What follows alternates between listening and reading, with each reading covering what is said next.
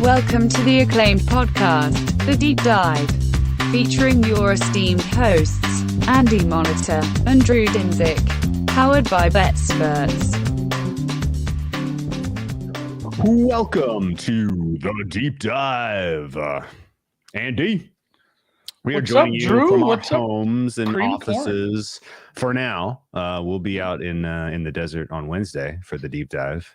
We'll be enjoying some of the sights and sounds of beautiful Scottsdale, Arizona. I'm fired up to go. Shoe shopping. You're running out of time, man. I know where I go for them. Although you have to order Allbirds online. I lost one of my Allbirds. So I have one shoe. Is this SpawnCon? No, having one shoe is like, has this ever happened to you? This is a bad read. You only have once you have one shoe, you just throw it away, and then you'll find the other one. But no, I need to get something of that ilk. I'm just going to go to the sporting goods store. They have a good shoe selection. Right. I wear boots because it's Minnesota and it's winter, and you need warm boots all the time. Yeah, you need some kicks. I'm not gonna some sneaks. I'm not gonna. Man, most of my sneaks are just like, I don't know. They're not desert chic. I need something low top, something flat, like an Allbirds. I'm not sure. Somebody give me some shoe recs on that. I'm heading to Shields tomorrow. I'm gonna be wearing my classic Vans. That's my jam. Yeah, something like that. I can't be traipsing around in flip flops the entire time. As much as I love flip flops, those aren't good walking around shoes. What a segue into what footwear will Rihanna be wearing at halftime? Andy, Allbirds is not on the list here, so we're gonna have to come up with another color and type of footwear that Rihanna will be wearing at the halftime show. I'm sure you've already done your deep dive on the Rihanna feet situation, so I will look to you for that information. I'm not going to deny that I've been on WikiFeet, but that's the problem with WikiFeet is a lot of it is without shoes on, and a ton of it is just stilettos. So she wears a lot of open-toed stilettos, and again, She's very famous. This isn't like some minor WikiFeet entry. This is lots and lots. I believe there's.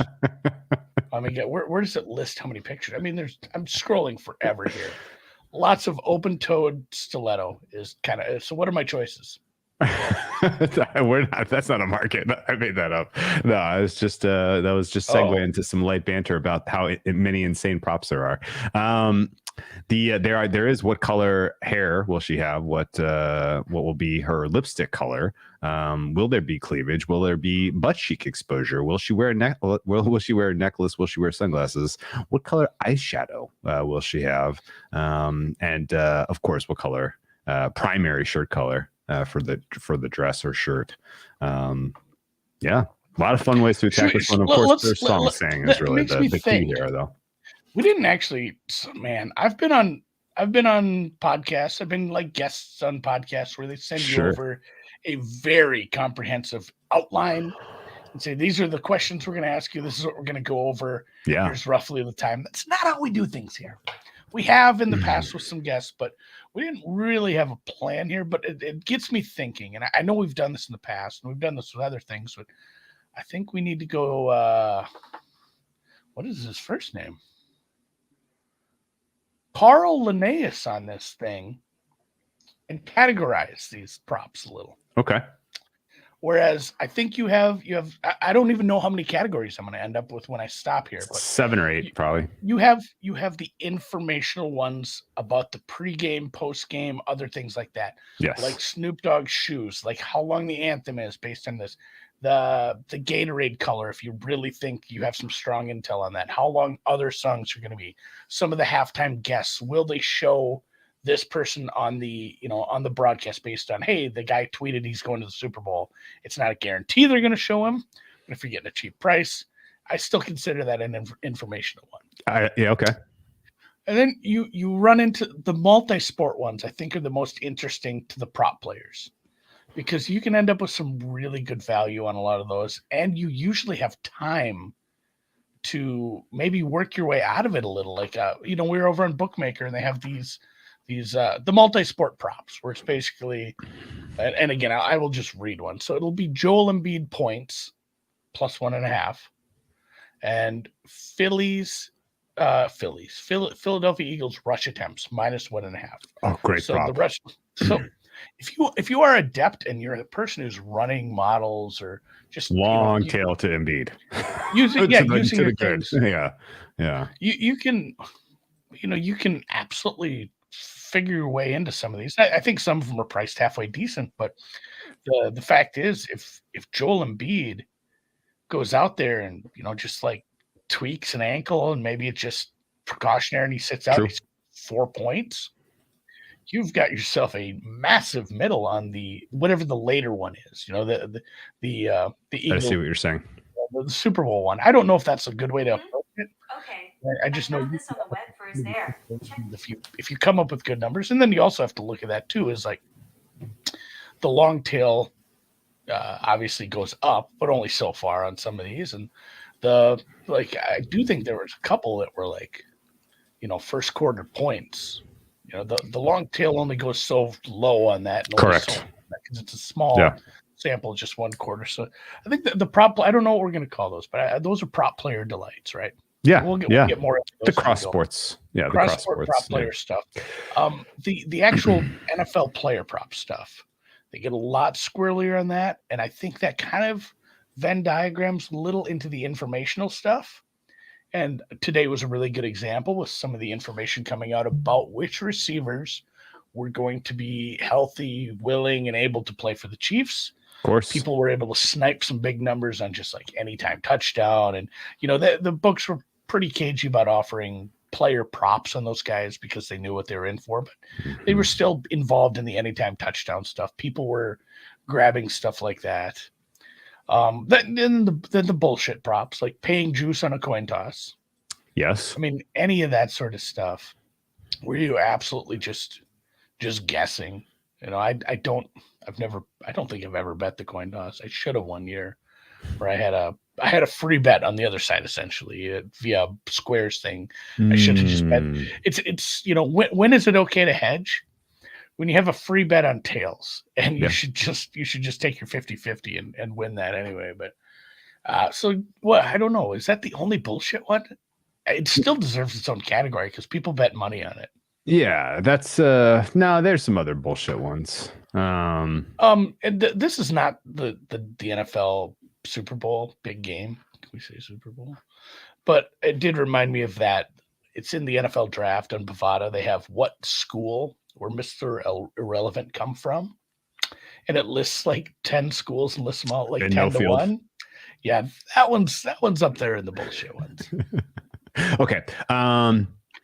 What else we got category? Well, let's kind of reset where we're at here. So we are officially, I mean, the limits haven't really changed in like 4 days. It's we've been at sort of 6-figure limit territory for a while here. There hasn't, but there's still been kind of push pull in the market here. This is true two-way action on the side. There are people out there who are putting limit size bets on both Kansas City and Philadelphia fighting over price.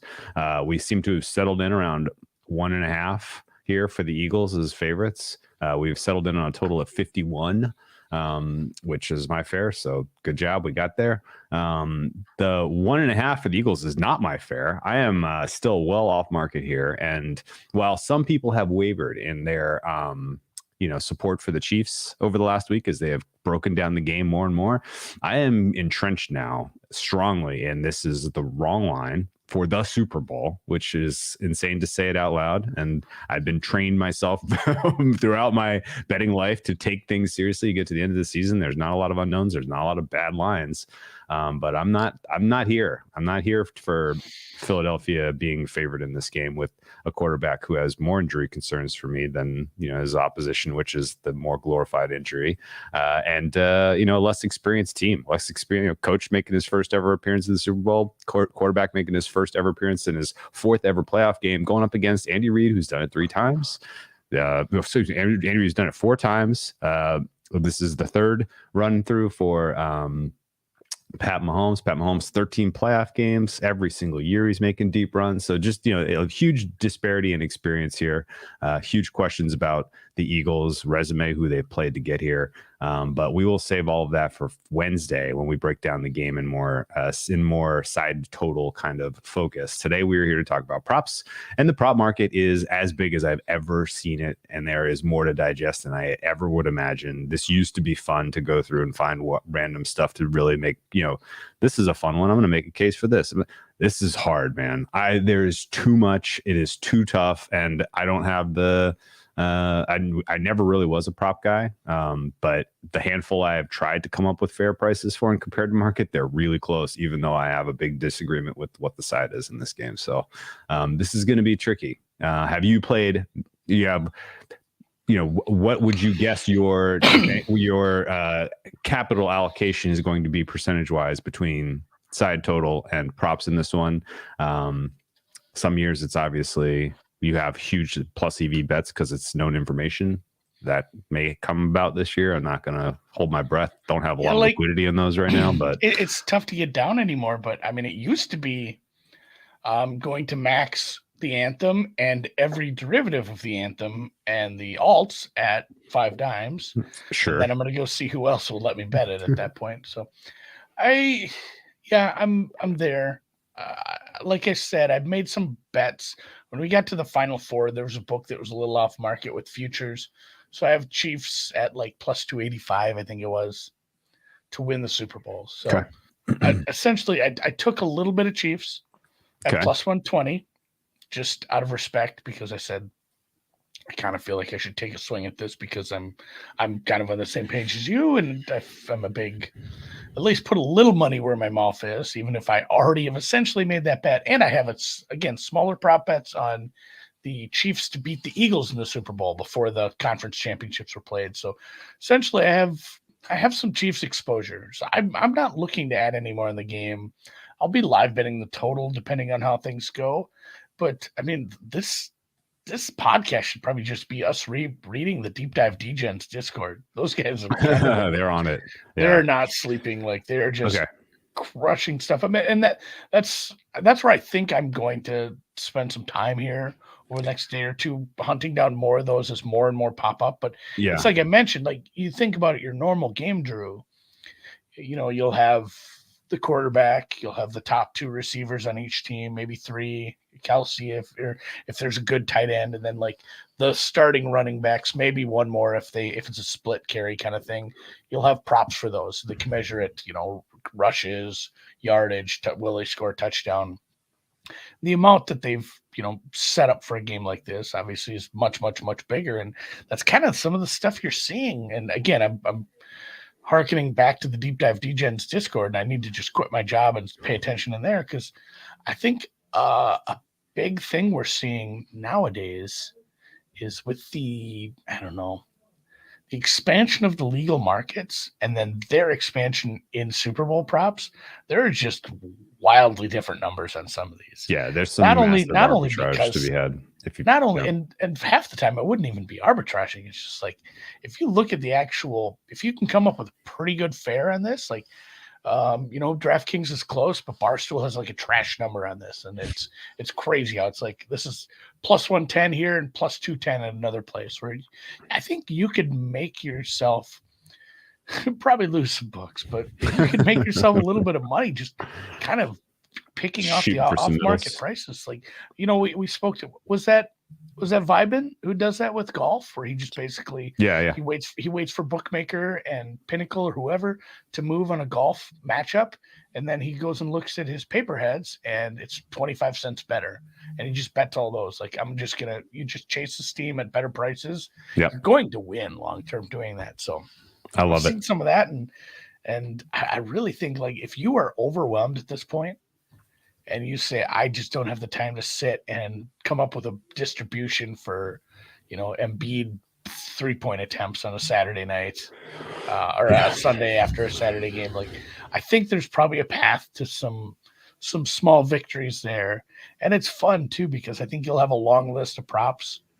And I do believe there's a decent chance at the end of the night, you're not going to be rich, but I think you'll be up.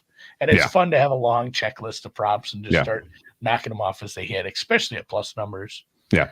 So here's the other kind of truths betting props in the Super Bowl that I can tell you. Because all years, you say everything you're saying is correct. Like if you want to come at this prop market with the most EV approach possible, do what Andy said and stop.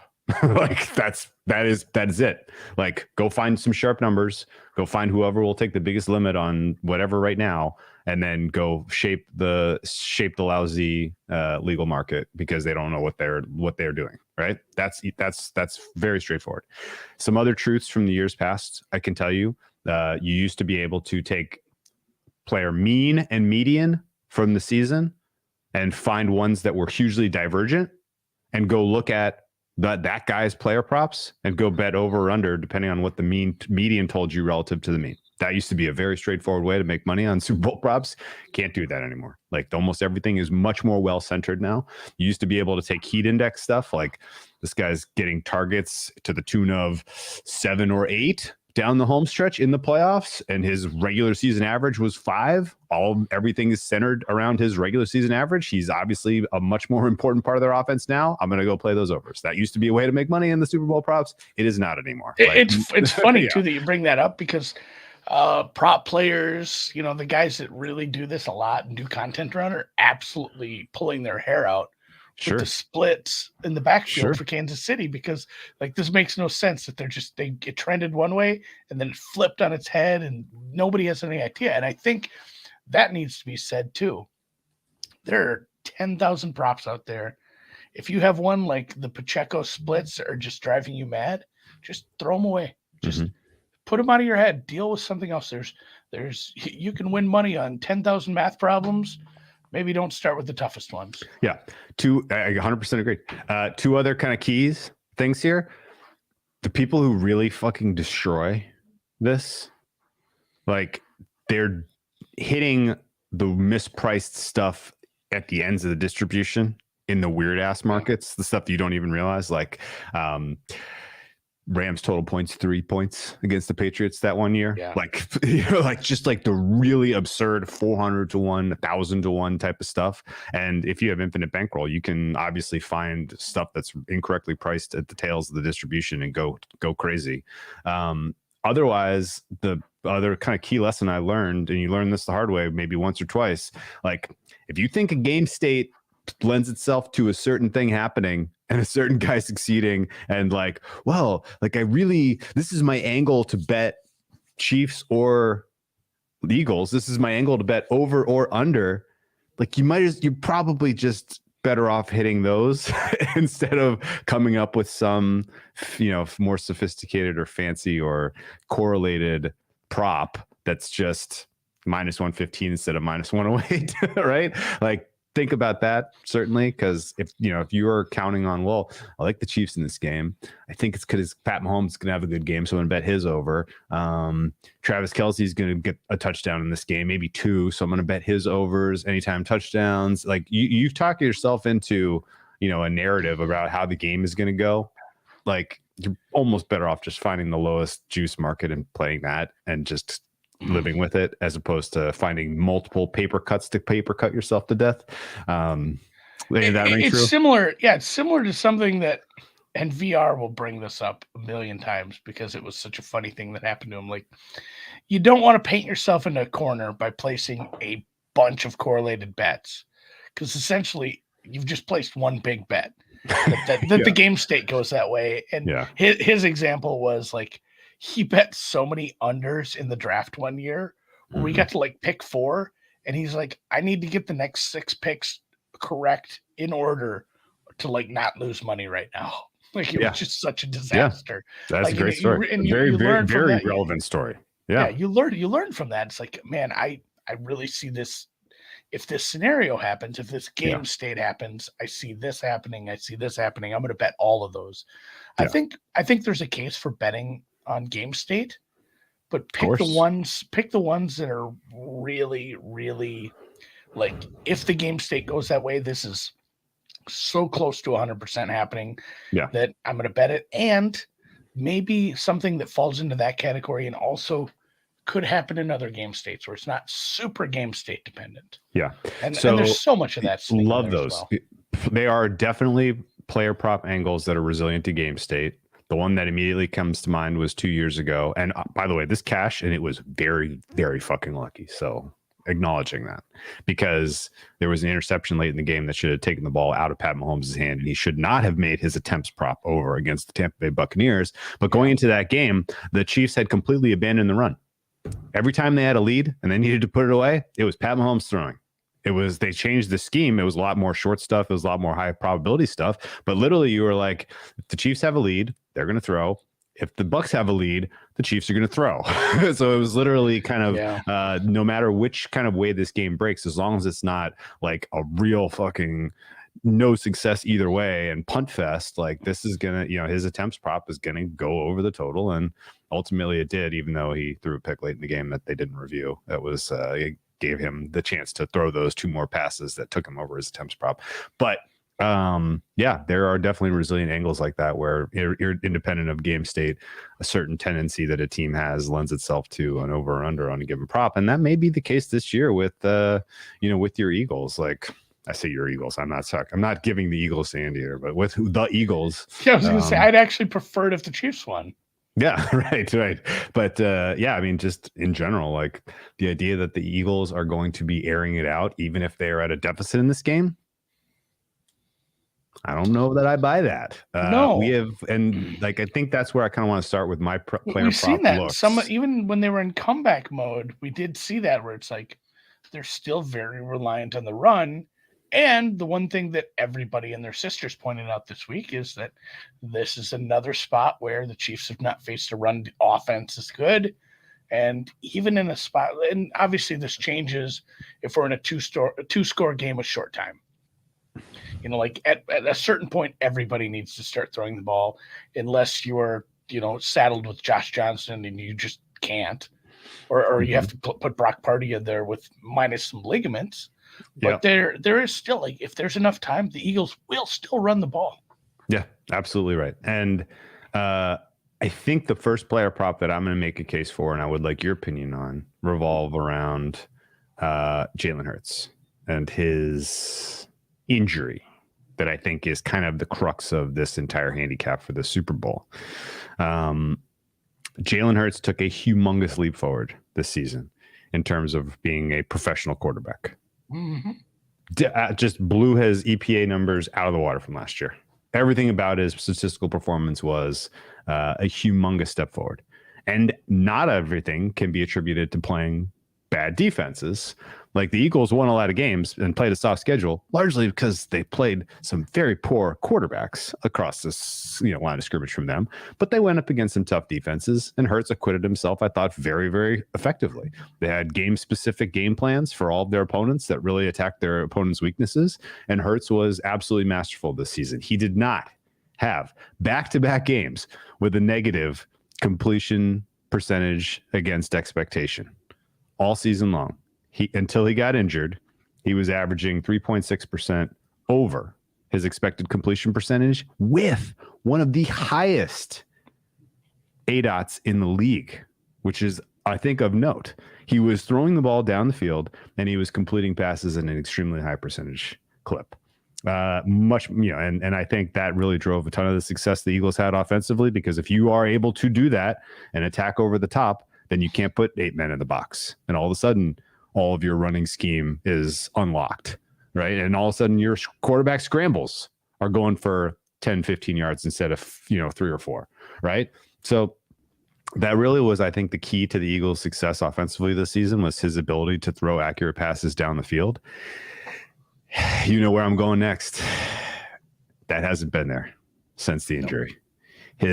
All of a sudden, he is now putting up last year's type of numbers, if not worse, in terms of completion percentage against expectation.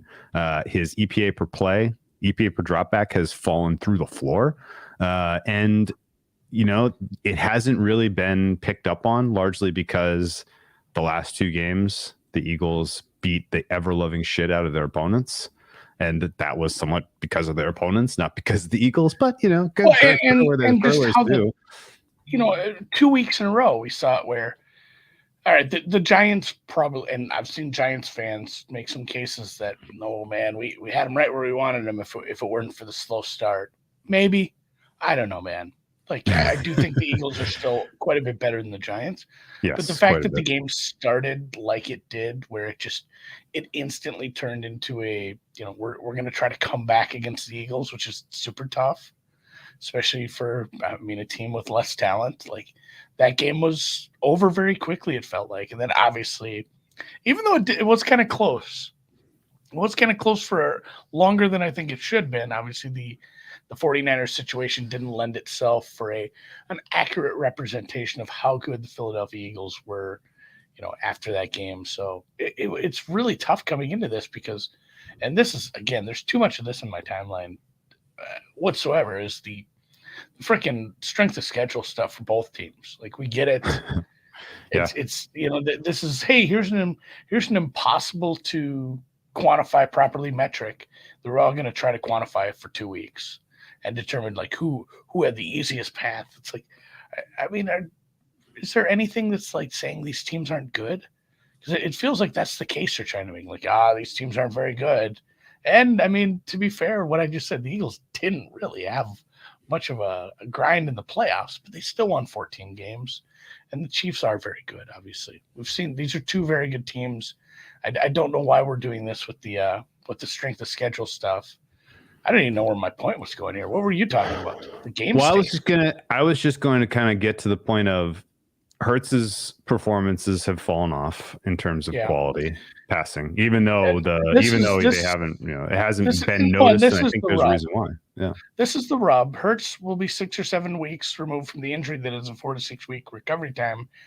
I agree with you, Tommy Cafano, but I think there's a very non-zero chance he re-injured it against the 49ers. He took a couple of hard shots, and then suddenly they just didn't throw the ball at all. Yeah. And I guess we'll see. Like, he could be just fine, but I'm hesitant to say he's 100%. Yeah. My other concern is the week that they had the bye, wild card weekend.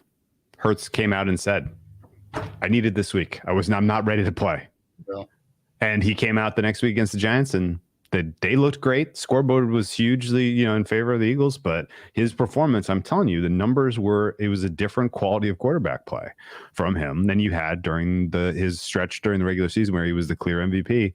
And similarly against the Niners, like his ADOT is down, his completion percentage over expectation is down.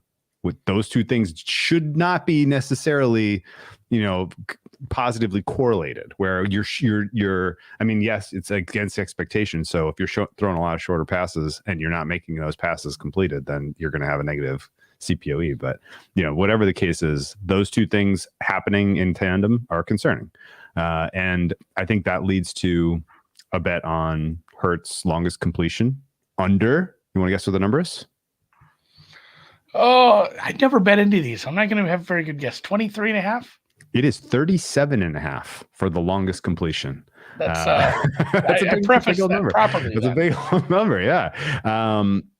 He went over that against the Giants in the wild card round with a 40-yard completion. Otherwise, one. And he's I think that's a good median looking at his season-long average. But again, the fact that his ADOT has gone down, I think matters. The fact that his accuracy on the deep ball wasn't there when we saw him last, 2 weeks ago, I think matters. And so I played that under pretty aggressively, under 37.5.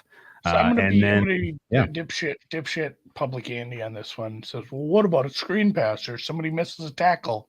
Like, that is every single quarterback's longest completion ever. Like, that's part of the equation that's going to be in there.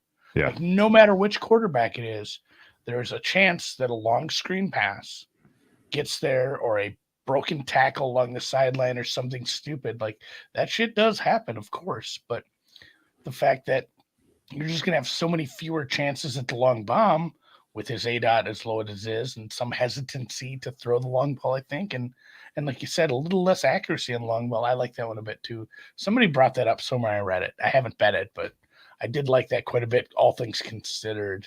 And very cool. This is annoying when like a fullback takes you lose these bets all the time on stupid stuff, and that's the thing. But I think that number should be a little. Obviously, I said 23.5.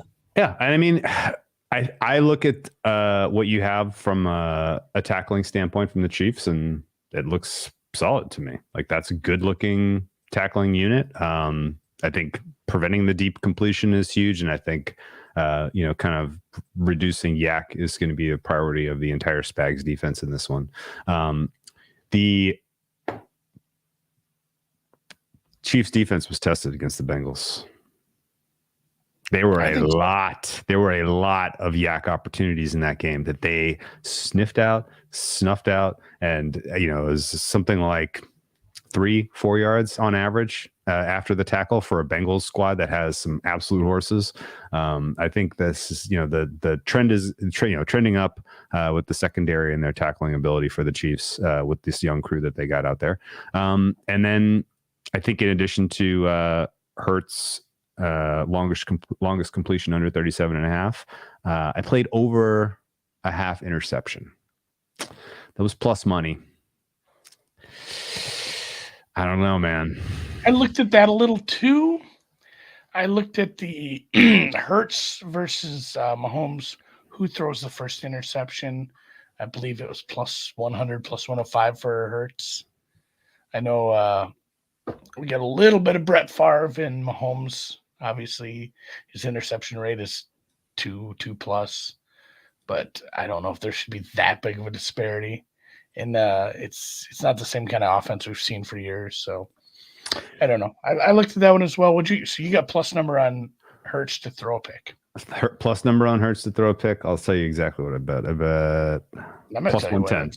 Plus 110. I worry about that one a little as well. And again, he's tough. But the fact that he's coming in with an injured shoulder kind of worries me too. It's like, well, I lost that bet as here comes Gardner. Well, that's fair. That's a good point. Then that's the only cold water I can. When I was looking at it under myself, longest reset, you're going 1-1 on those props if Hurts gets popped in first quarter. Yeah, I was looking at that too, and that was part of the cold water I threw on it myself. Yeah, and I think realistically, like the ball hawkers you got back there, and the way that they, if you have anywhere close to the same type of performance that you had against the Bengals, I love this. Love that unit to come up with the takeaway. And you know what else? It's a little resilient to game state, in my mind, at least, because particularly in a game state where the Eagles are in comeback mode. I think if they're asking Hurts to push down the field, if the Chiefs are daring him to beat them down the sidelines and his accuracy has fallen off because of the injury, then now we're in business. So we'll see. Those are the only two player props I took a significant stand on. Yeah, the people martingaling Brock Purdy interception overs. Like they need something to get their money back. that had to be the most maddening bet to have out there. But oh yeah, very much. I don't like that is the fun part. Interception overs are pretty fun. Casey Brown says there's a plus 120 out there. Ooh. Again, shop all over.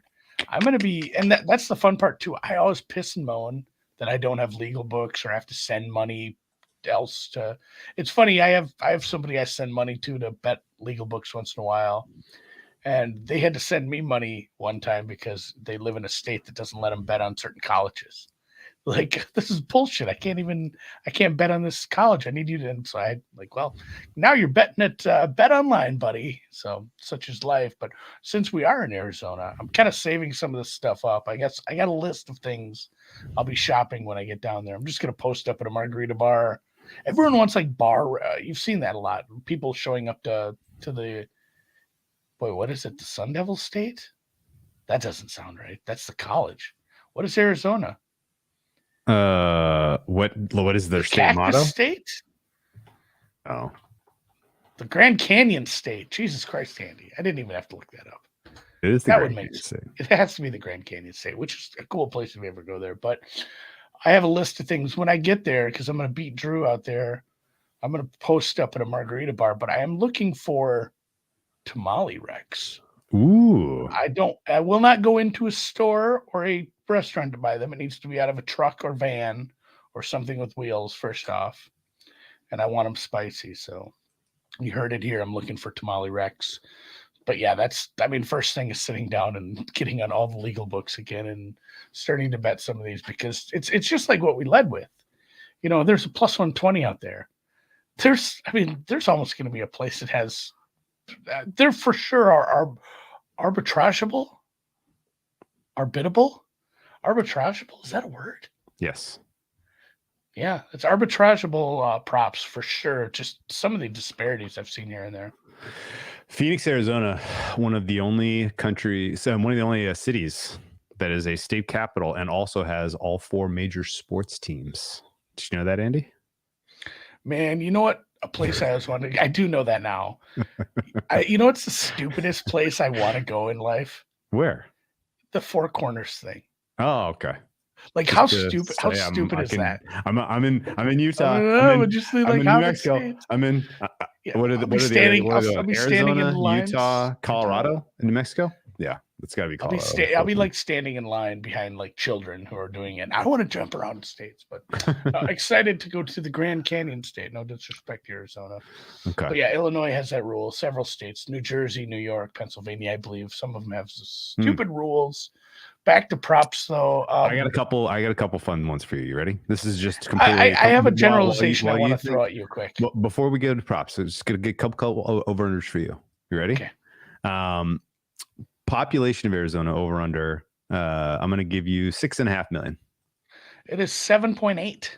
7.1. Okay, that was the 2020 census. That's an old census. Yeah, that was the 2020 census. Over under rank among states for population. 14.5. It is over. That is your 16th most populous state. 14th most populous state. It is under median household income. I'm going to give you $58,500 a year. Boy, that's not. It's a lot of retirees. There's a lot of retirees. Yeah, there's a lot of people living off of pensioners. We go under because it is over 61,500 is your median income for people in Arizona. You got Arizona income rank, the rank of that median income among the 50 this states. Is interesting because over under 27.5. That's fair. I'm going to go push. It is 27. It is 28th. It is the 28th. It's the 28th. It's okay. That's all I got for you. Real quick generalization about props. Sure.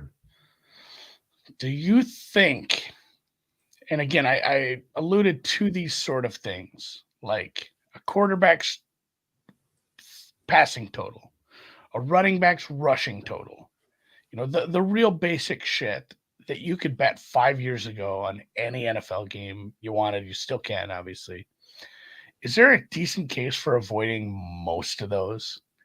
Especially if you're betting late in the week, because, and we know prop groups, we know people who bet strictly into accounts on these, and they're betting them, pretty hard at a bunch of places, and they're shaping those numbers every Sunday. Yeah. They're a decent case that these are extra hard to beat if you're coming in like Friday or Saturday of the game, and you're wanting to bet some of those. Like maybe you should scroll a little further, turn a couple more pages, and get into the more exotic stuff.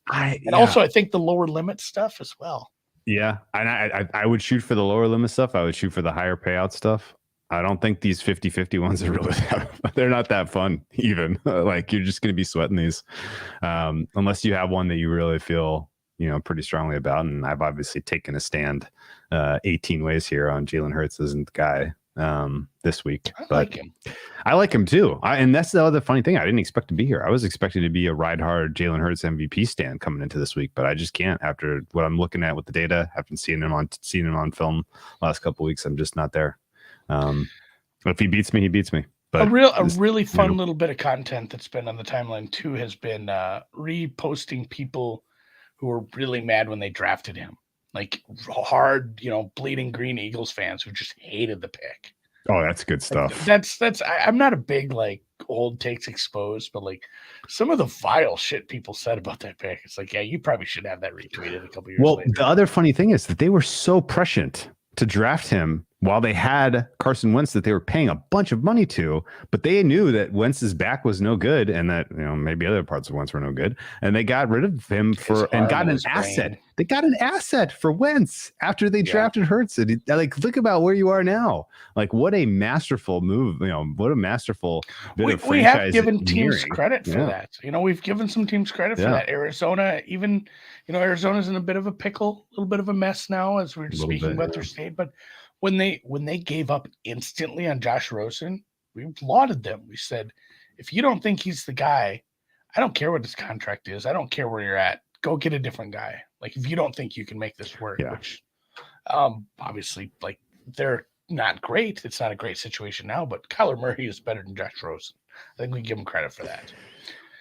Yeah, it's true. We do give him credit for that. I'm happily giving them credit for that.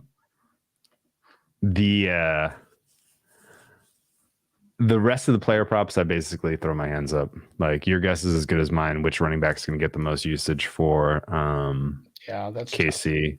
Our guy Connor Allen had some good tackle props. Did you hear? Did you get those from him? Oh, I'm in the Discord, baby. You're in the Discord? Okay, cool. Did you get a good number on TJ Edwards under 8.5? Actually, I didn't bet any of them. Oh, okay. All right. Well, there's some shit flies. There's some good tackle props. He likes a couple of the linebacker overs for KC and some of the unders for some of the Philly players who may be on more of a rotational basis, which I love those kind of angles, because defense for the Philly, nobody's getting 100% of snaps. Not happening. I guess I want to save some of the discussion about game state and comebacks for when we're talking Wednesday about the game itself. So I'm going to pass on any of the other ones here. Are there any other player props that really sung to you as you look at the card before we move on to the fun ones? No, and again, I wanted to point out some of the stuff being discussed in the Discord as far as like the deep dive DGens, not the 4for4, although the 4for4 one is very active. And I think they're running specials too. If you just want a bunch, that's another way. Hey, we said, try your heart out on player props. Try to beat some of the sharpest bettors in the world. Just bet bad numbers, not bad numbers, but bad numbers to the books. Good numbers for you. Go find off market numbers and bet those. Another way to do it is just go tail Connor and Noonan in them. Like, I think it's like $20 for everything for the Super Bowl over at 4for4. Go check that out. That's half of my game plan as well. But I did want to bring up one, and this was another one where the markets were clearly off from one book to another. It was like, I believe it was successful fourth down attempts. Or maybe just fourth, like there's fourth down attempts, fourth down conversions, and then they had it splayed out between just this team or just this team. And I know some guys hit some pretty bad numbers on that too, as far as just like, hey, have you seen these teams? Like they will often run third down plays expecting to go for it on fourth down. So I think some of those were a little low, and I'd laud them. A lot of lauding today. Yeah, very, very cool. Is there any resilience in taking team to score first wins as a little bit of a hedge on a KC play? Because KC could definitely come from behind, but yeah. So that is the thing too. Everyone wants to talk about the running backs versus the KC rush defense, and the ball hawking secondaries versus these quarterbacks. It's like the true matchup. Like the most interesting matchup to me is the Kansas City Chiefs, who over the past 5 years have become this team where you can't kick field goals and beat the Chiefs. You can't sit on a 14-point lead and beat the Chiefs. No, you can't. You can't turn your back to them for a second. All of a sudden you're tied. Correct. Versus an Eagles team who can absolutely get a 10-point lead on somebody, and for the most part, just grind them. Just sock it away grind them up like an eraser, just mashing it. I mean, they just run, and it's one thing to be, hey, we're going to run, and that's how we stop this, or we keep this clock going. But to be just so successful with it, with multiple running backs, the quarterback, and the scheme, that's the interesting matchup. Like, again, I do not want the Eagles to ever lead in this game. But if they do, I think that's really interesting. And I think that's kind of the crux of a lot of the props. Like, if the Eagles can pull off we're going to have long, sustained drives with a lead and keep the offense off the field, which is, it's silly. It's a stupid thing everyone's been saying for as long as Mahomes has been at the helm there. Just, why don't they just keep it up? Because Most Why don't teams they aren't build the playing whole games. plane out of the black box, Andy? Yeah, why don't they build the whole plane out of 4-yard runs, one after another? Well, if it were that easy, everybody would just run the ball every single time. Of course. But Yeah. here, Sam, and this is, God, he was reading my mind here. This is what I was getting to. Over 38.5 first downs. If you think the Eagles are leading for even half of this game, I love this. And not only that, but even in a case where Kansas City is getting the ball back, like they have such a good possession wide receiver in their tight end, and they're absolutely gonna. I think this is a titch low too. Okay, fun. Key question for you about the game props, the fun game props. Yeah. Overtime, yes, is priced 8-1.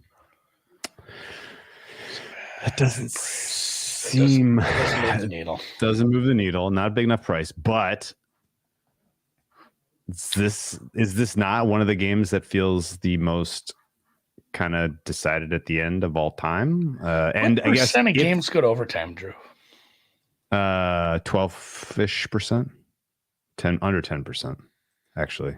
Yeah, I want to say it's like 7 or 8. That sounds right, actually. Yeah. Playoff games, especially if you were, you should be getting like 12, and that's the thing too. I think once playoff games teams are closer to each other, but yeah, go ahead. Yeah, once a team gets a lead, there's going to be places that hang overtime props in the live markets. I think if a team's up by 10, 2 scores, yeah, 15, 21 maybe is possible. Sirianni, that's not a bad one to add live. Sirianni strike you as a guy that is going to kick the extra point to tie it and go to overtime, or is he going to go for 2? Oh my God, I get a stomach ache even just thinking about going for 2. At the death. It's so crazy, like doing that in a game. Like you've seen this with teams. They do it in games where it's like, hey, these are 2 non-playoff teams and we don't need overtime. Or it's preseason. We're going to go for it. But to do it in a playoff game seriously gives me a stomach ache right now. Like I don't, I mean, that's aggressive. Isn't that the ultimate aggressive? Because like, Shanahan kicks the field goal and we're still talking about it. But I mean, this is that times 1,000. If it's right at the end of the game, I know I kick the extra point because I know that I'm favored or I'm at least as good as this team. If I'm like coming into the Super Bowl and I'm a 10-point dog or something ridiculous, I think going for 2 doesn't make too bad of sense. But as the short favorite, and at worst, I think if you look at this, the distribution where the spread should be maybe a short dog. With the new rules being, even if they score a touchdown, I get a chance to match it. I'm kicking the extra point. Oh God! I'm like sweating from that, thinking about it. As a viewer, I would love to see it go for 2. Oh man!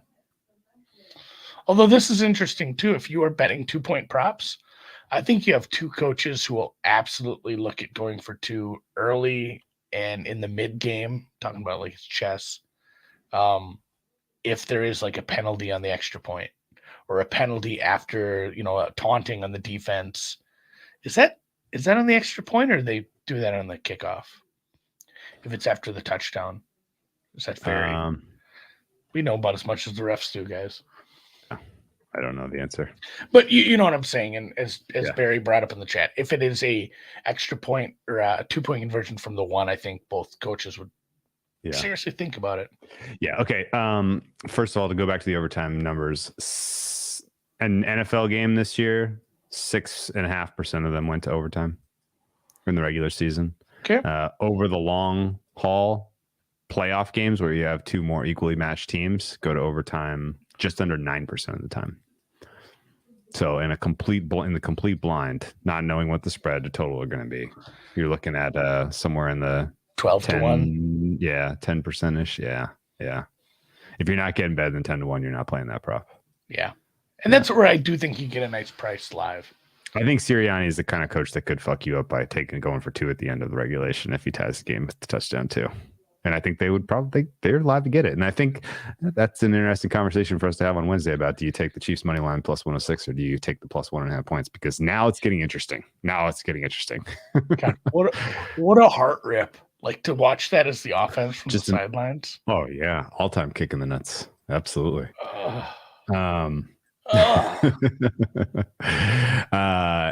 Patrick says he bet no OT in exactly one Super Bowl. It was probably the Patriots Falcons one. I can do you one better, Patrick. I had plus 3.5 for a disproportionate percentage of my bankroll in that Super Bowl, and I was so sure that should be inside of a field goal. 3.5 did not make it. Did not make it to the window. That's going back to my categories. And I feel like I almost need to put this on paper. Bridge jumpers. No overtime, no safety. No safety, yeah. No no 2-point conversion. Just the really heavily juiced stuff that no 2-point conversion by the defense, like the 2-pointer. I feel like I saw that the other year. Like unlikely events where you can lay big juice and they know people will bet it's favorite long shot bias where you want to bet the 10-1 on the safety to happen. Whereas people for years were betting safety no. And then it was the first and the last score. Yeah, there was somewhere it was the first and the last score of the game in consecutive years. The one with Tom Brady in the end zone with the intentional grounding. That was against the Giants. That was the first score with safety. And then Broncos Seahawks. Broncos Seahawks was the first score safety. That was the first goddamn play. Last score safety was the Harbaugh Bowl, where John Harbaugh took a safety at the end of the game, I think. That won me a Super Bowl board. That was a good one. That was my favorite safety, is that the punter's dancing around. I love it. That was a good Super Bowl. That was 9 hours of Super Bowl. So if you had to lay a bridge jumper on this one, are you going safety no at minus 1550? Dan has laid out the one I will be betting no. What's that? Tom, you can bet no on Tom Cruise to parachute into the stadium and hand deliver the game ball to the referees. Why would you bet no on that? That feels like that feels like Mission Impossible synergy if I've ever heard it. Is there a new one coming out? Yeah, there's a Dead Reckoning. It's a 2-parter. Dead Reckoning Part 1 is on the nigh. I'm sure we'll see a preview for that during the game. So your bridge jumper is going to be Tom Cruise no on the parachuting. Okay. Yeah, minus 15,000. Bet against Tom Cruise at your own risk. Yeah, I mean Oprah made that mistake. Who was it? Who did he jump on the couch with? Sumner Redstone made that mistake, man. He said Tom Cruise can't be a leading man anymore, and he summarily dismissed him. And then he's ripping off $500 million box offices. So joke's on you, buddy. We still don't have a standalone. I don't even know the name of the character where they made his forearms big and he in Tropic Thunder. Les Grossman. Les Grossman. Yeah. How we don't have a standalone Les Grossman movie, and how we don't have a standalone The Two Cops from Superbad. Oh, seriously! Like I would have watched 10 years of that being a TV show with Hader and Seth Rogen. My God. So yeah, bridge jumpers kind of at your own risk, but everyone has their own risk tolerance. You can't even win that much on the bridge jumpers at the biggest book around, so that's the thing. Won't be. I don't know, like there. What was it? Circa has 2K limits on some of that stuff. So I mean, what's his name now? Benson Jeff tweeted it out. He said you can bet 14,000 to win 2 on this if you want. Yeah, that was the Meyer field goal or missed extra point prop. I mean there's stuff on it today too. So okay. Well, will there be a missed kick? No, is an interesting one for an extra point. Any more just general game props or thoughts you had before we move on to the real wild exotic ones? No, I would just say don't get wild. But if you are a prop player who's been playing all year and you bet turnovers, punts, penalties, any stuff like that, I don't know if I treat this game any differently. Okay. Like, yeah, teams will be aggressive at the end of the game, but like the people that get into those markets, I don't know that you treat this that much differently. Just keep doing what you do. Just put the blinders on and make your bets. Controlled environment, dry, thin air, longest punt over 54.5. Interest you at all? I've seen it for both teams. I've seen Kansas City's is like 57. 56.5, yeah. Yeah, and the Philadelphia's is shorter. That's a tough one too, because it does depend on field positioning, where it's like, oh, guess what? This punt can't be 58 yards because there's a goddamn end zone in the way. I kind of like the Eagles special teams. I'm going to play that over 54.5. I can live with that. Why are they taking more on that than they are taking on some of the player props? What? I don't know. Oh, this is stupid. This is the idea of gauging how much you should take on all of these is absolute insanity. All right. Especially these, like the cross sport props at Chris. Yeah. That's what I was like looking at that. I'm like, they should be taking way more on these, because I think these are crapshoots on a lot of them. How about do I get my revenge on longest field goal with Butker this year after I got screwed on longest field goal last year? Because Sirianni's going to go for it. He's not going to kick a field goal if they're like in the 50-yard range. He's going for the first down, right? Yeah. Butker kicks the longest field goal? Yeah. All right, let's do it. I'm owed from last year's debacle there. Everything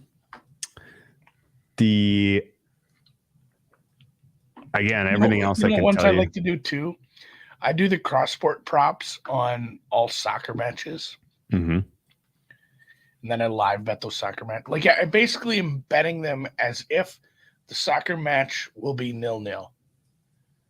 And then you just pray you don't get an early goal. And then you start betting some live overs in there. And I usually paint myself into a bit of a corner, but somehow it always works out at the end. This is not advice. But I do love betting against soccer matches, because you can end up with like Brentford plus Arsenal total goals is a favorite. Okay. It's not juice, but -0.5 over Chiefs touchdowns. Okay. And the total is going up. So I've bet Chiefs touchdown. And again, I'm laying juice on this, but. Did you see the crazy markets for first sack, last sack? No, who is that? There are a couple of them out there in some of the legal shops. I won't name the names now because I'm going to try to get down before these get totally nuked. But in talking to Sam Monson of PFF today, he made a good point that I had kind of picked up on, but I wasn't sure what to do with this information. Chris Jones saves it up. Chris Jones saves it up for the fourth quarter. That guy is a flip the switch when it matters most kind of a guy. And Chris Jones to get the last sack is very much on my radar. There is. So it went last week, wasn't it? Didn't he have the? He had the last sack against the Bengals. Yeah. We came. It was described as Aaron Donald-esque. He is not live for the first sack, but very live for the last sack. I'd have to know what this price is for Holland goals. And anyone who's listening, I'm not speaking about the country. I'm speaking about the Bond villain that Man City had signed. So Holland goals to be greater than INTs in the game. And he says, hoping Man City comes out with some anger after the news. Yeah, they're in some TROUBLE after just I don't know how this happens, where it's like, it's like 9 years worth of being naughty. Plus 105 in Holland. I don't hate that. That guy I love that. He's a walking hat trick. Holland goals. Patrick Mahomes total interceptions -192. Yeah, that doesn't feel as good. Where is that? Where is that at there, Josh? Oh, damn it. That's a toughie. Karaskakis? Oh, that felt good. Karaskakis. Yeah. All right. The Greekish. Did you have any other any cross sports? Did you end up doing a full-on breakdown of Niagara? No, that's such a tough one too, because like they're playing out of all the teams. I just didn't want you to say Iona. Iona's been a really tough team to handicap. They might get shit shit kicked out of them again. But Iona's still a good team. So haven't looked into that. Team totals for college basketball are tough. That one was Niagara total points plus 10.5 against AJ Brown total receiving yards. Plus 10.5. It's just such a wide distribution from like what's 2 standard deviations from the middle? 95th percentile. Yeah, for AJ Brown, like 140, 135ish probably. Did I say 140 and you're like, no, 135? I don't know. I didn't hear what you That's said. funny. That's funny. No, like 135. All right, and then I'm gonna add one more category. Well, now I'm gonna actually calc it. Yeah, go ahead. I'm gonna add another category here, and it is the inverse of bridge jumpers. And this is for people who it's so fun to show this ticket afterwards. And you're basically paying to maybe get to show one of these tickets after you lean over and show your buddy at the party with your phone. Will there be a fake punt or fake field goal? And honestly, it's the inverse of all the bridge jumpers. Like, will there be first score, or are you just putting like $5-10 on some long shots just to have that ticket to post later? That's not the worst. Like, it is the worst strategy for sure, but it's not the worst thing for like having fun at your Super Bowl party. That's definitely up there. I don't mind. Yeah, I don't mind some long shots on shit like that. Especially if some of those aren't priced perfectly, even though it's, again, you're probably seeing some value on the other side. So plus 2 standard deviations for AJ Brown is actually 164. So you were closer. Price is Right rules, you win. 140 was close to 135. I don't get both showdown showcases, though. No, you do not. No, you do not. It's such a bomb oh my God, when he gets them both. Yeah, the over 2.5, over 3.5 passers. Dan brought that up this morning on Brown Bag. That's another one too, where that's just, again, if you don't want to spend time on coming up with some good props, and you want shit to cheer for, that's a great one to cheer for. Every single punt, every single snap with a field goal, you're hoping for a botched snap. Every single time that there's a weird sideways pass to like a wide receiver, you're hoping he actually cocks it back and throws it. And these are 2 pretty aggressive. I mean, we all saw the Kelsey, what was it, the lateral play that didn't quite work out last week. They're kind of aggressive coaches, so I feel like over 2.5 has even more juice than the normal years. I don't disagree. That's awesome. And also two quarterbacks with injuries. Yeah, that's fantastic. I bet onside kick is a pretty decent number too, even though that if somebody's up late, that shit is happening. Yeah. Oh man, I gotta find some of the best prices for those. Or there's just such a big blowout that Minshew or Henny's in. Dude, there's too many props. there are legitimately too many props at this point. They're 250 maxes, but like even Ben or Chris has like 25 of these. You know what's a fun one? Any score in the final minute is 5-1. That one you're just cheering for a good game, basically a 5-1 payoff. That's a good point too. So that's a good point too with like a prop like that. Like some of these props only happen if the game sucks. Whereas like with that one, if you're cheering for a 5-1 for someone to score in the final minute, that means the game was good. Yeah. Most times. I mean, yes, it could be a garbage touchdown, but yeah, if you're betting some of these just for kicks and giggles and funsies, I definitely lean towards that. Like I would want something that ensures the game was good. Absolutely. Yeah. Is there a missed challenge prop? I haven't seen that. Oh. Did you see the? Andy Reid's so good about the missed challenges, though.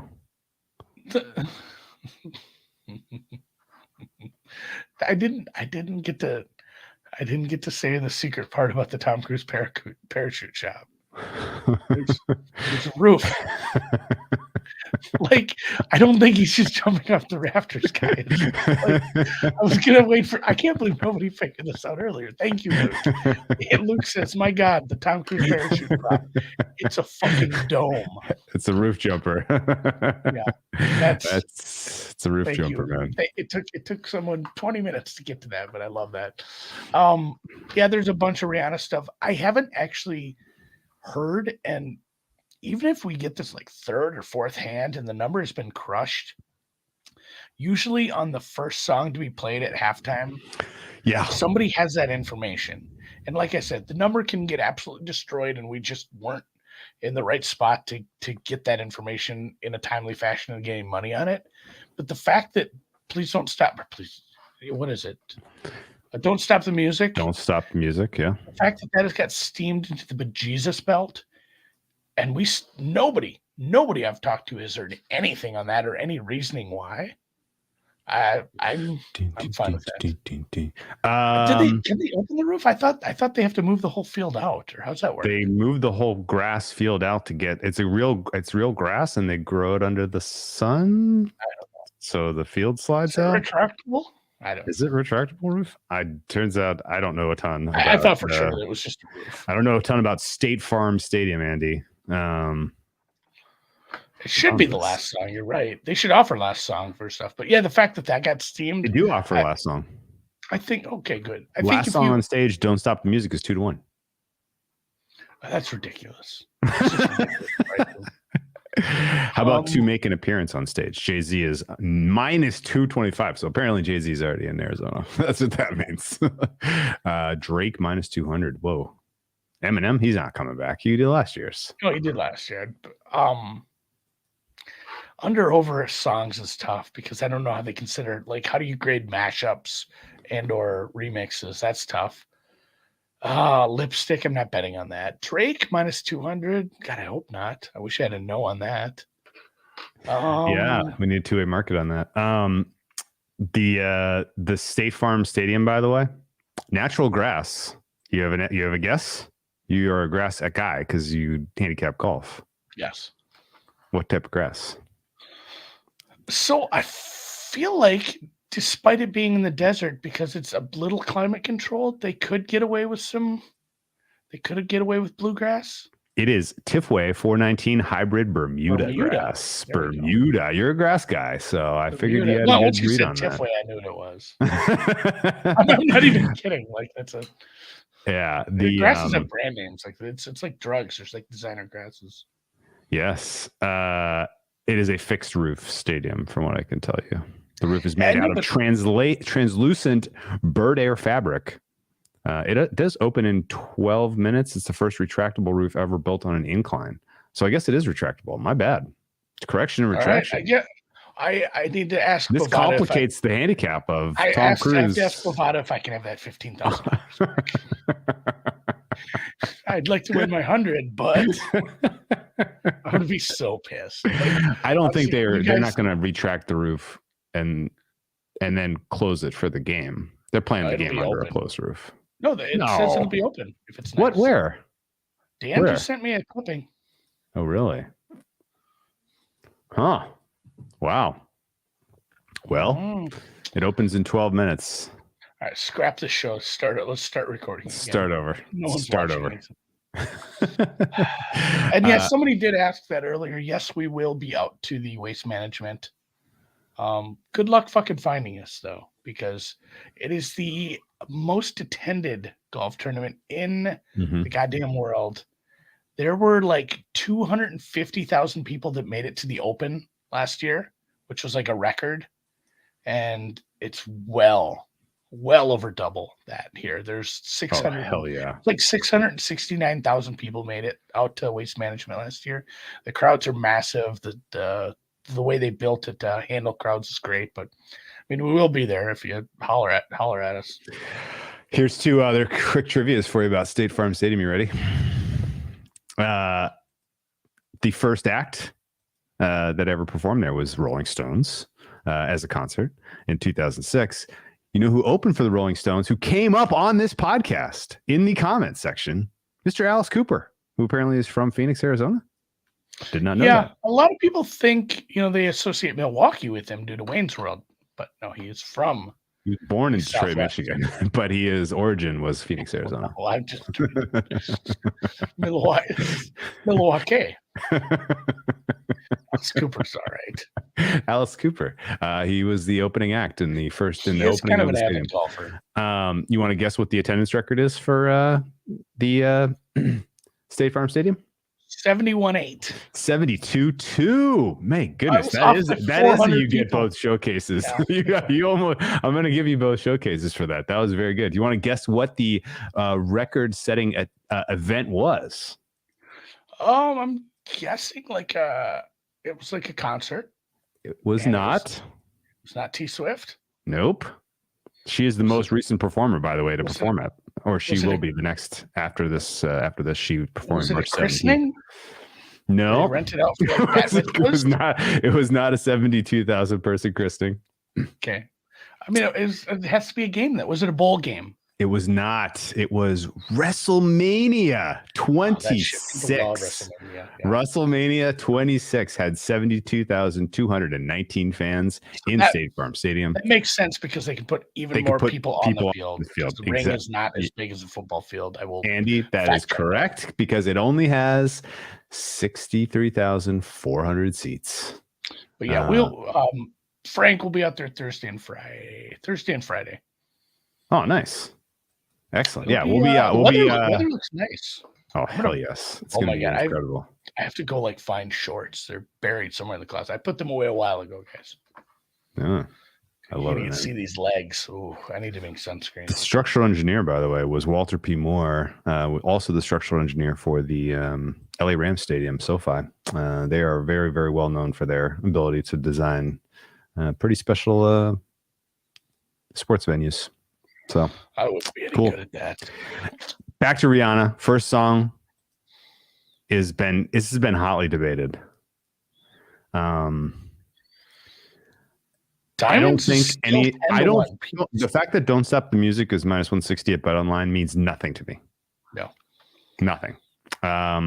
Somebody sneezed on that market when Diamonds was 15-1 and it moved it to 2-1. Yeah, I think maybe this.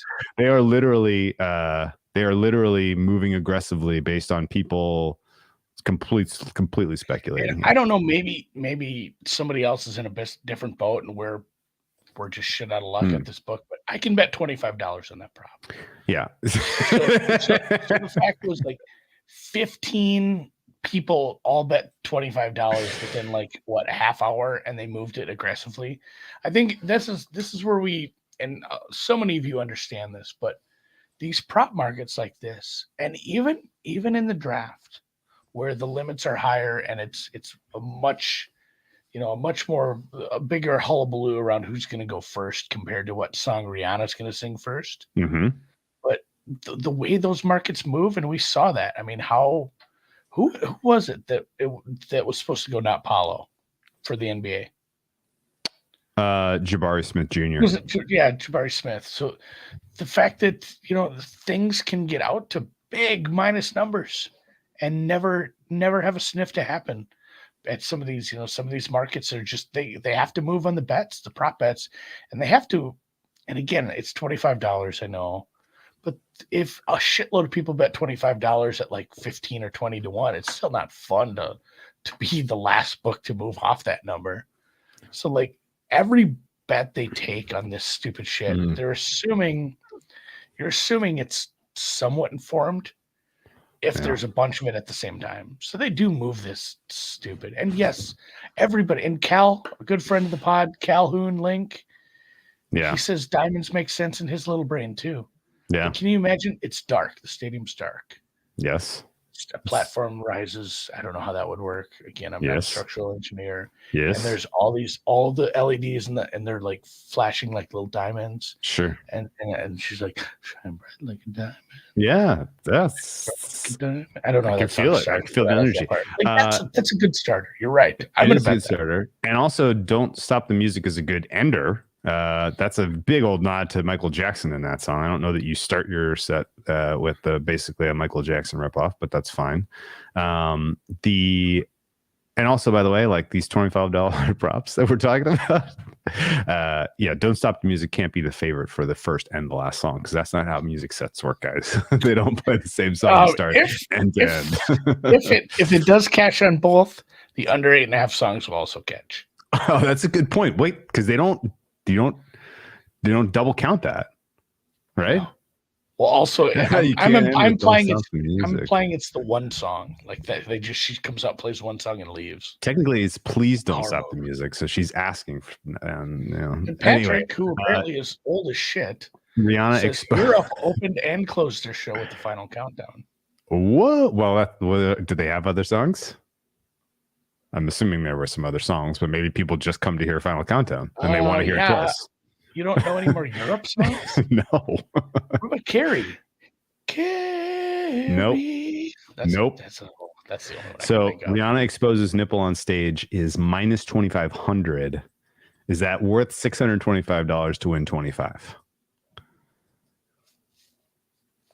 Pay for half of a general admission ticket on Thursday at West Waste Management Open by laying $625 to win 25. She seems like a little bit of a loose cannon. Does not expose nipple.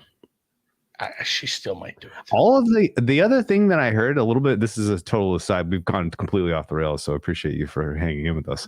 The Rihanna cleavage prop is not correctly priced.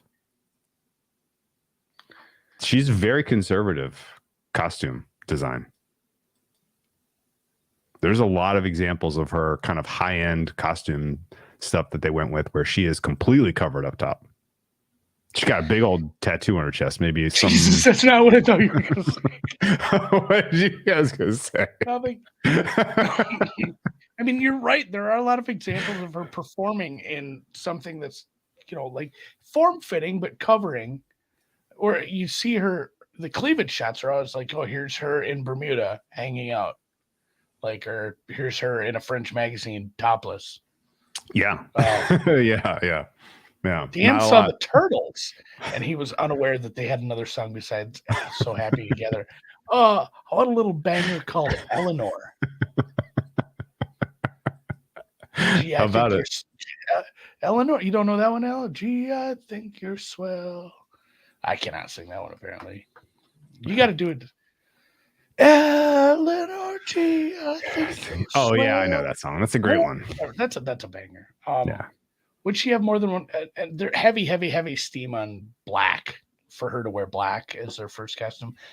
That's probably priced correctly. There's a ton of her dressed in black too. Again, if you go to sites. Yeah. All right. Let me ask you one other kind of trick question. So not trick question, but just kind of curious where you are now and what you think is available. This is the rub on cleavage, though. She will have more than one costume. She will have more than one. That's true, Barry. When it comes to the anthem prop is the most plus EV bet I made at several Super Bowls in a row because we had the time and it was correct. And there used to be ways that you could get more liquidity down on that, and now it's like, this is your free $100 bonus that we're not going to make you roll over, right? Like that's kind of where we're at now. If you had the number long before everyone else, and you were literally like, I'm going to go on an Odyssey to see how much money I could bet on this. But the credit books, friends, to try to keep it quiet, but get as much possible down on the anthem prop today. What do you think you could realistically get? I haven't looked, but I mean, a lot of places are just 100 or 200, right? What bookmaker? I think bookmakers letting you multi-tap. So. You can multi-click at bookmaker, but they're also the auto mover is tuned up. Don't ask me how I know that. It's the aggressive auto mover, and they don't even have it up right now unless it's hiding somewhere else. Is it really down? It was no. I think it's down right now. Oh yeah, I don't see it anymore. That one's gone. Man, there's a good chance. No. It's on specials. 125 is 125 over is now minus 190, and they're taking 250 a click. Where's specials? Go unwrap all 400 whatever, and then scroll all the way over to the right. There's Super Bowl MVP market and a how long will the national anthem last market. I have no idea. You're talking about bookmaker? Yeah. If you unfurl all 417, hit the plus 417, and then the sliding bar that goes through the different categories, slide it all the way over to the right. Oh, there it is. Specials. You gotta click on the game. You didn't say click on the game. Oh, okay. Okay. Well, minus 190 there, and you can probably multi-click that to death if you knew. But also you're going to move the number so aggressively. I don't know. Between people, if I had to get help from, and this is probably getting help from like 2 different people in Canada. Yes. And 5 different people in America. Yeah. And flying to Arizona, which I'm already doing. I mean, do you think that you can bet it at the kiosk anywhere? No. See, we'll leave the kiosk question alone. That changes things. But maybe $5,000. Yeah, that feels right. This used to be a lot easier. Yeah, it used to just be like, well, this is as much as I want to bet on this. Like maxing it at a few different offshores.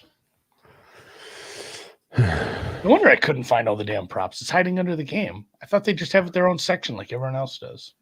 No, they just have their own. They have their own section for cross sport, but all the other fun ones are unravel 417 props. So, but there's a bunch of double counting in there. So I think What is and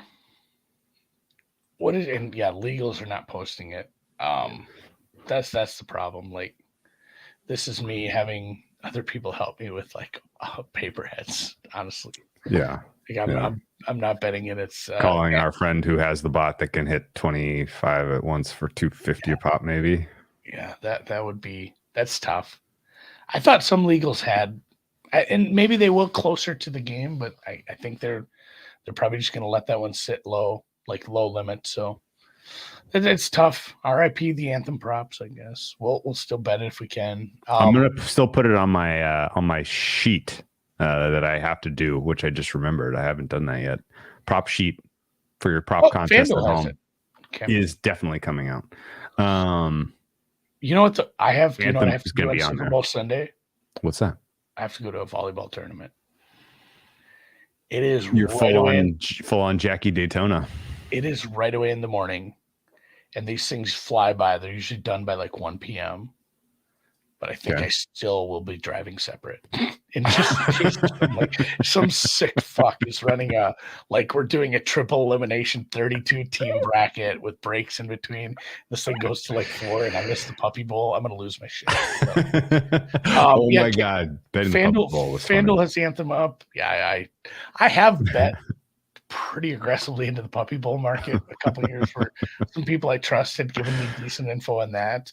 And it sucks too because the rules are all made up in the Puppy Bowl. Yeah, it's the team I bet on. They changed the rules in the game. Yeah, I laid like -7.5 on a team of dogs, and they're down by like 3 scores right away. Like, oh, shit, this sucks. And of course, they had the other team got a penalty for taking a dump on the field, or God knows what it was. And then Valentine's Day is Tuesday. Don't forget that, guys. So what are you going to do food-wise if you're not going to be home for the pregame? Are you going to just put something in the smoker and cross your fingers? My son really likes Sonic the Hedgehog. Okay, where's this going? Fucking hedgehog, son. I found out his favorite food is chili dogs. Never had a chili dog. Loves hot dogs, so we're going to make chili dogs. I thought he ate the little gold rings. Yeah, Am I crazy? He eats those. True. Oh. He collects them in like a pouch. Oh, okay. Yeah, you don't eat jewelry, guys. But yeah, I don't know what I hadn't asked you what your plans were either. But little smokies are always good in the crock pot if you don't have time for anything better. I feel like ribs. Ribs are easy. That's a good excuse to leave the volleyball tournament a little early too. Ribs take like 6 hours, hon. I gotta get on this. So when you serve ribs for a party of people, do you cut them? You cut them into individual ribs. Yes, absolutely. Okay. You can't be like, take half a rack, buddy. I guess I still would. Ribs do sound good though. I haven't smoked anything in a while. Been mostly gummies. Interesting. That'll be the name of the game this week, man. It's going to be a very, very fun week. All right. Ontario, Canada. Thank you. Although there is an Ontario. God, where did I live? I've lived in a few different places. Is it in Wisconsin? There's an Ontario, California. There's an Ontario, Wisconsin. Ontario, California has its own airport. Yeah. 119.5 minus 250 to the over. Jesus. It's gotten steep there, man. Well, they should just move the number, but they don't want to get middled. You don't want to get middled on an Anthem prop, so you just index it, you know? Bet Online's at 127. Bookmakers at 125. So you got yourself a little bit of a middle there. Little in the middle. 126 is the sweet spot. All right. Well, we'll put together a fun prop sheet for everybody to play at home with your Super Bowl parlor game, which is always fun. And I always look forward to doing that. Sure. Yeah, man. It's gonna be a fun one. It's gonna be a good Super Bowl. Oh, I mean, I hope it's good for the Chiefs and bad for the Eagles, but I wouldn't mind a fun game also. We'll see. It's been a good season. Casey Brown, one final prop. How often do people in Minnesota get out of events early by claiming they're smoking meat? I'd be lying. It's a very good excuse. I'd be lying if I didn't say like it was the first. It was not the first time. Or it's also like even when you're smoking on like a Traeger or an electric smoker. Yeah, I've done. I don't have an electric smoker, but some friends do, and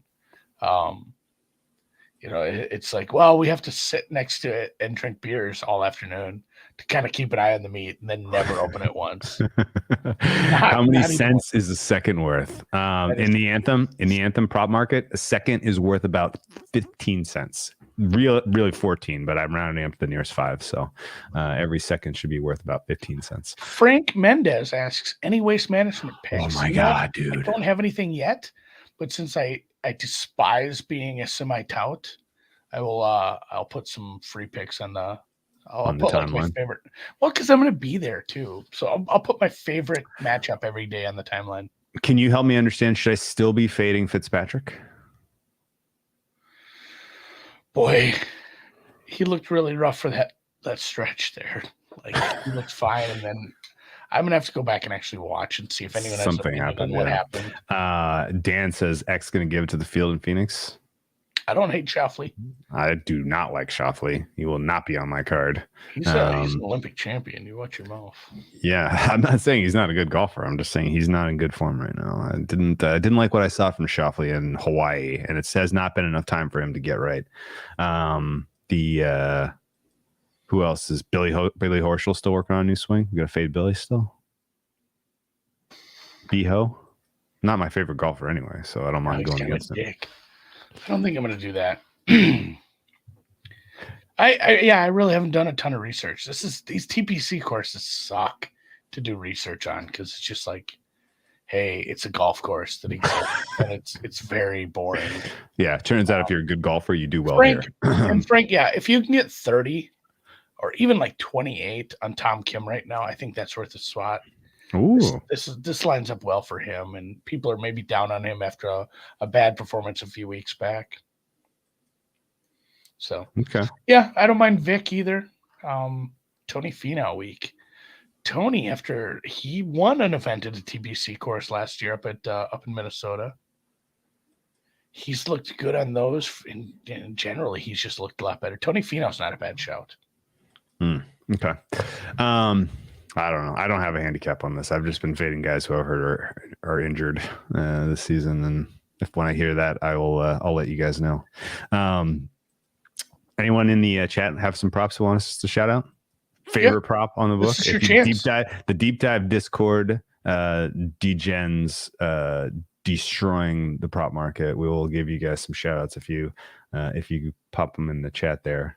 The chat's always like 15 seconds behind if you're looking at it in StreamYard. So like you can just keep talking to. Patrick's got one. Now we're talking Q3 over Q1 minus 120. So that's points scored in the third quarter over points scored in the first quarter minus 120.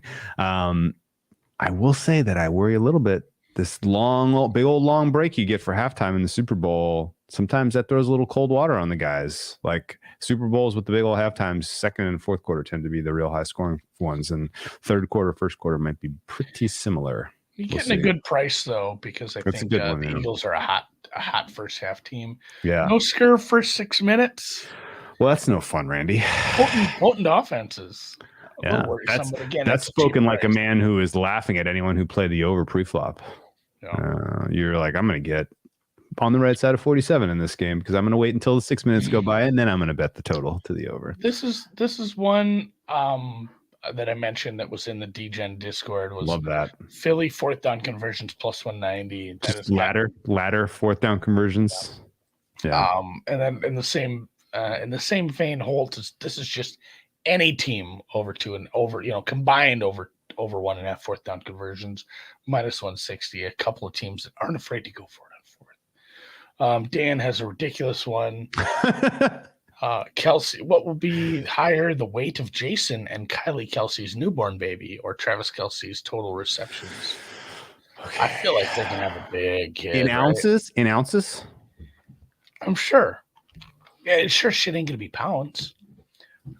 70-pound kid, minus 200. Kill him. Oh, it's total receptions, not receiving yards. Okay. Okay. Maybe it is in pounds. Pounds versus catches. Ooh, that's interesting.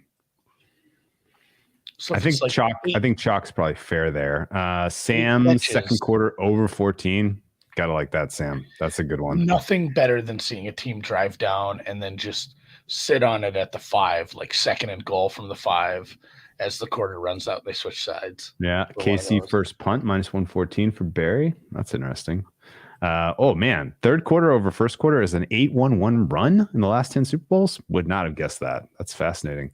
First kickoff, touchback, minus 140. I think fair price on that is closer to 170. So 140 is a plus EV bet from what I can tell you. Score will be tied 0-0 or be tied after 0-0. Okay. Yeah. Yeah. That's solid. Minus 1. Yeah. 50-50 is pretty good. I mean, the juice on team will score 3 consecutive times. You see, that was like minus 200. I think that's gone way too far. That happens so often though. Like, we did a dive into that prop in general once. Pretty good one. Stupid. Yeah. Under 7.5 punts for Patrick. We'll see, Patrick. We'll see.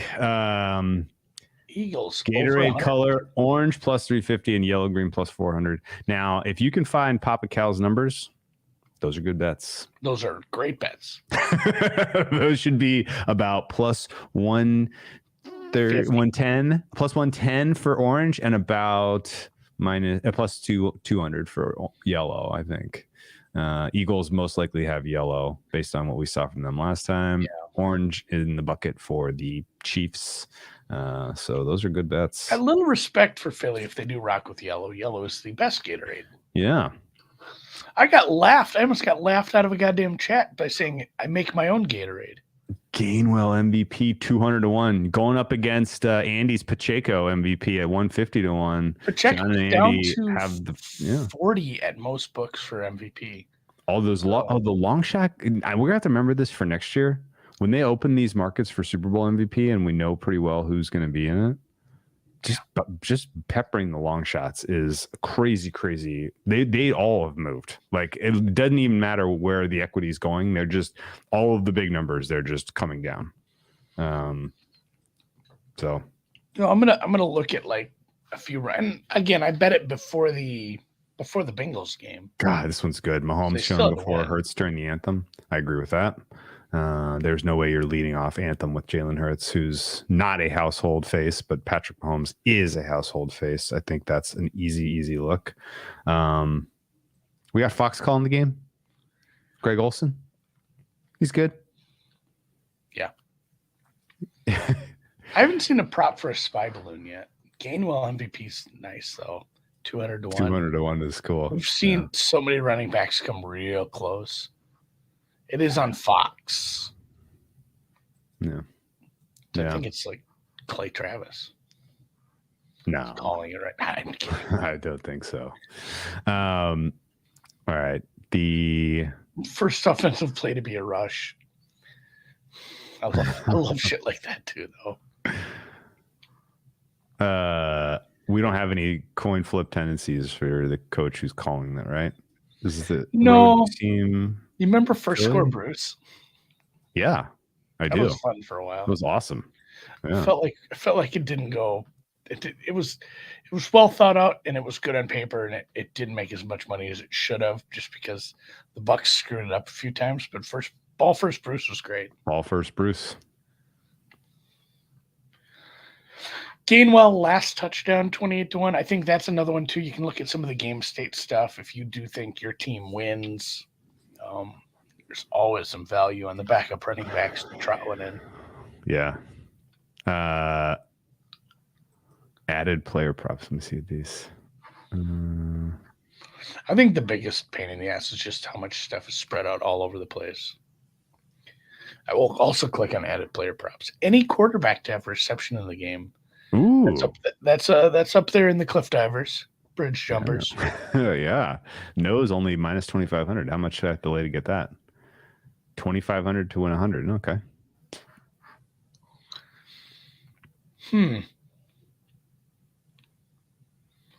Damn. These are some fun ones. What do you think? What do you think the pricing here?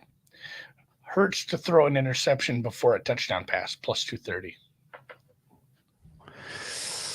I know double dip and all that, but man, they are the team that leads the league in rushing touchdowns, not throwing it to them touchdowns. I'll be honest with you, man. In the back of my head, I want to see the Bucks Philly game from last year's playoffs. I want to see Hurts just deer in the headlights for 3 quarters and not have to sweat this. Getting that, yeah. He seems a lot more poised, although a little tougher competition than Josh Johnson and the Giants. No offense to the Giants, but yeah, and it's such a time suck. If I could, I mean, like world peace and curing hunger's up there and shit, but if I could do one thing with my life, if I had a magic button, it would be that every sports book had the exact same menu, like some sort of like. It wasn't hard rotation to find numbers for for the exotics. Yeah. Have you guys ever used fucking PointsBet? I can't get to their golf sometimes. It's like there's a lock on the golf just to go find it at some points. I've struggled with them mightily, and then honestly, most of the legals just because I don't use them enough. But there's some troubling tendencies around how some of these UIs are built. Shopping 9 legals, yeah, huge pain in the butt, guys. Everything needs to be the same. Yeah. Rodgers minus 500 to go to the Raiders on DraftKings. What did I miss? I think that's just a bad price that they're trying to bait you with. Like that's bait, Jeff. There's been no inside information on that. No, I feel like. Let's talk real quick about the Rodgers thing before we go. It seems like the Jets and the Raiders are the same situation, correct? Yes. Like, hey, here's a team who's imperfect, but has some weapons on offense that you don't mind. Maybe a little bit of an unknown in the coach, with an absolute powerhouse team in your own division. You're either going into the Chiefs division or the Bills division, and I think we can say that the Bills are maybe struggling to stay at that top echelon, but Chiefs light. Chiefs light for sure. But man, both of those feel like Chiefs ultra. Is that what you're doing with the end of your career? I mean, I don't know. I just my opinion. I think he goes Jets. I would rather go. I feel that feels like a better spot, better ownership, better coach. It's tougher, man. It's tough though. I mean, he's in a terrible situation regardless. Or stay in Green Bay, which sounds like it's just not happening. Yeah, I'm surprised that seems so unlikely. Oh well, whatever. And here's the actual answer. Well, they're not going to trade him in conference. No, they want to get him to the AFC, but cross off San Francisco, off. Maybe this is Tampa. I'm going to go to the Jets. The poison pill expires in 2 years, and then I go to the NFC team like Favre. Yeah. No. It's not that old. Yeah, sloppy seconds is what do you think he's fair price on walking in Rodgers Favre's footprints. 2-1. I bet some 4-1 earlier that nobody lets you bet much on it. Fair's probably 2-1. 33% chance. He's 33% he stays in Green Bay, 30% he goes to the Jets, 30 he goes somewhere else. We don't know. Yeah. So, all right, I gotta go get my waste management thoughts together. All right, man. All the stuff tomorrow. We'll be live from the desert on Wednesday. Normal time? That is tough to say at this point. It surely is. When do you get into town? 1. Let's do travel pans right on the 1 mountain time. 1 mountain time. Okay. Got an NBC show at 2:30, and then I am free. We could go live right after if you want. Let's just get pissed up first. Okay. All right. Really? Oh man, you're hard to podcast when you're drunk though. Me? No. No. You get rolling. So all right, safe travels. Says Luke. Thank you. Safe travels, says Papa Calls. I hope you guys have a fun week. We'll catch you Wednesday. We'll let you know. I think normal time is like 6 out there. I feel like we want to be doing something at that point. Maybe we'll go a little earlier. Yeah, I actually got to talk to you about it. I think I have a couple cool dinner plans lined up for us Wednesday. Okay. So, probably earlier on Wednesday. Yeah. We'll let you know. We'll go a little early. Dan will let you know too. Yeah. Yeah, I appreciate it. Yeah, we're gonna go to we go to the stadium and spy on the rehearsal for the anthem and the halftime show. We'll bet into those markets, and then we'll go live deep dive right after. Sound good? Sure. Yeah.